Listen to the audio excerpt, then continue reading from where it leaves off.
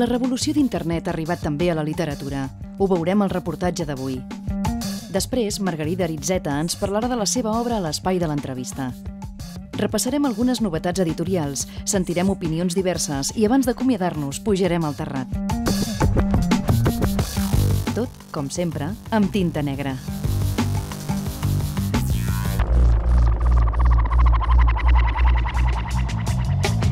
L'aparició d'internet ha transformat la manera de relacionar-nos amb el món i ha obert nous espais per divulgar la informació i el coneixement. La xarxa Tinet va néixer el 1995 per impulsar l'accés a les tecnologies digitals a la demarcació de Tarragona. I ben aviat va habilitar espais per la difusió de la literatura, com la Biblioteca Tinet, on es poden trobar tota mena de textos.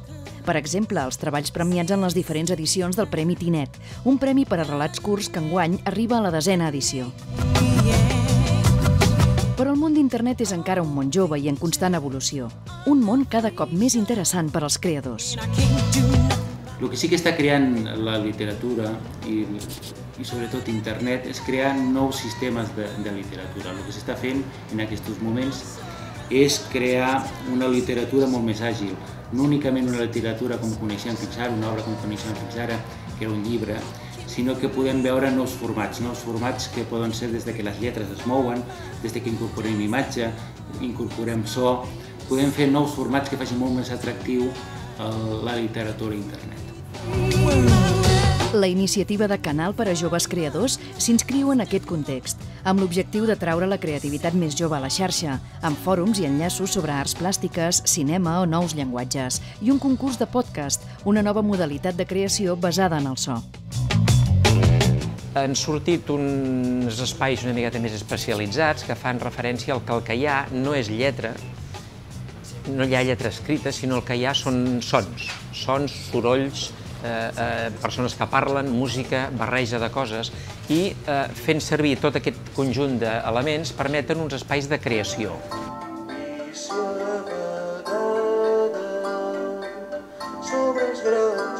És un aspecte molt incipient que està per desenvolupar i que molt probablement tindrà una línia creativa, recollirà bàsicament aspectes creatius que seran complementaris amb els creatius que ara estem acostumats a veure des del punt de vista del que fa a imatges i text.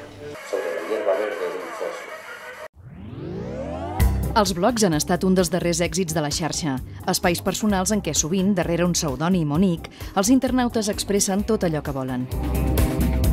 Biel Mesquida i Jaume Sobirana han estat alguns dels escriptors catalans pioners en la utilització d'aquest mitjà. Pel que fa als autors locals, Human Trash o Niter Nature són alguns dels noms de referència, al costat d'altres de més personals, com el de Pere Joan Carrascla. La meva trajectòria va començar l'any 2004, una mica per casualitat, perquè soc lector del diari electrònic VilaWeb i allí van encetar el tema blogs fa precisament 2 anys i vaig ser els primers a apuntar-me. A la primeria, el blog que tenia era sota un pseudònim que era de Pere Joan Carrascla, en honor al nostre Carrasclet.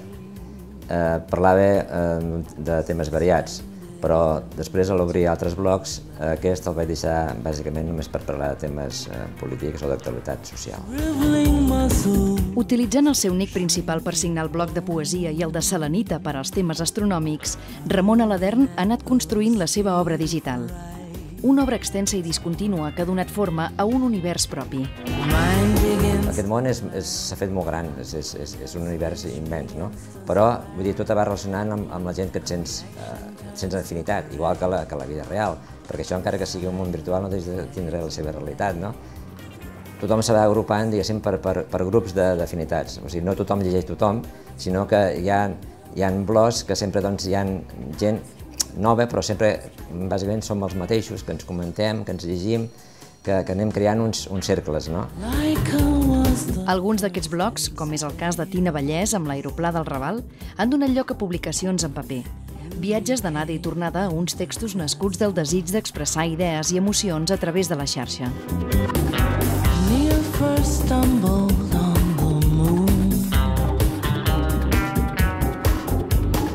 I'm the first one they forgot.